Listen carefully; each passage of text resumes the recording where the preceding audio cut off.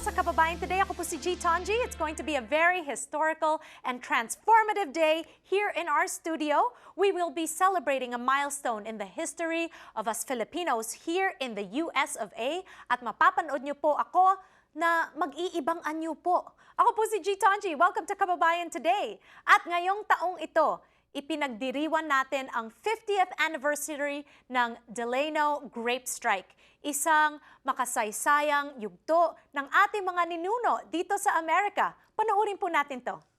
In the late summer of 1965, the small agricultural town of Delano was energized as thousands of Filipino migratory farm workers arrived for the grape harvest, as they had done every year through most of the 20th century. The workers, most of whom were members of the Agricultural Workers Organizing Committee Union, were fresh from the Coachella Valley, where they had struck and won $1.40 per hour for the grape harvest. The migrant workforce shared the grocery aisles and streets, with the 13,000 or so permanent residents eager to fatten their paychecks from harvesting boxes of popular varieties of the finest table grapes in the world. When Delano grape workers refused the wage of $1.40 per hour, anticipation and excitement turned to conflict and tension. Led by a veteran union organizer, Larry D. Edillor, the doubtful and frightened grape workers, more than a few with families and mortgages, gathered at the Filipino Community Hall on the evening of September 7th to consider an action that would throw their lives and their community into chaos. They voted to strike. The next day, several thousand laborers in about 20 individual farms left the precious crop on the ground and walked off on September 8, 1965, in a united declaration for a fair wage and decent working conditions for the farm workers. Growers evicted Filipinos from their homes in the labor camps and hired Mexican scab workers. Violent clashes erupted between law enforcement and strikers, but Filipino workers remained militant. Edillor made the fateful decision to approach Cesar Chavez and his mostly Mexican Workers Association, the National Farm Workers Association, or NFWA, and asked them to join the strike.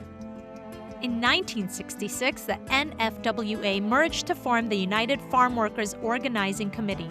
Cesar Chavez was named director, and Larry Edillor served as UFW's assistant director from 1966 to 1971.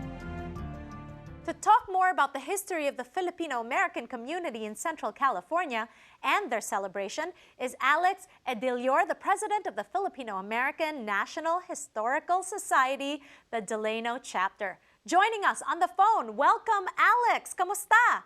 Mabuti naman. Thank you very much for having me on. Okay, napaka-importante po nito. It's very historical. It's the 50th anniversary. Tell us about the festivities that are happening this weekend. We're lined up a lot of very significant people in the Filipino-American community. You know, Delano is the Selma, Alabama, if you will, of the Filipino-American experience here in the United States. And we're inviting everybody and anyone to be here because on September 8th, 1965, roughly 1,500 Filipino workers laid down the grapes on the ground and walked off the fields. They were making a stand, a bold step, if you will, to try to get decent wages. At the time, they were trying to get $1.40 an hour, and also a safe working environment. And they struck, and for 8 days, they were picketing the grape fields. It wasn't until September 16th, however, that they were able to convince Cesar Chavez and the Mexican-American labor union to join them. And on September 16th, Chavez joined the strike. If it wasn't for that, the strike may not have been successful. But, you know, our goal as with the FANHS Delano is to acknowledge the accomplishments of the manongs who started the strike. That's right, the manongs. I do hear that the filmmaker of Delano Manongs is going to be in attendance as well. Yes, Marissa Arroy, whose grandfather was a very prominent figure in Delano. Yes, she will be arriving and joining us. We will be screening her film on Sunday afternoon, and it's going to be huge. Yes, and Alex, so timely because it is also Labor Day weekend, right? So let's figure, huh? Yeah, so let's talk about what can the Filipinos and the Kababayans learn from what happened in Delano 50 years ago. Okay, well, here's the deal. We have some very important, we have some educators, we have a couple of college professors, we have some social activists, we have some labor union leaders who are going to speak to that. They're going to talk about not only the events on September 8th, 1965, and the immediate impact, but they're also going to talk about the long-term effects, the inspiration that a lot of Filipino Americans derived from Larry Itliong, Philip Veracruz, Pete Velasco, and others. That's I'm right. Sorry, but my voice is breaking down because I'm being very emotional about this whole thing. So.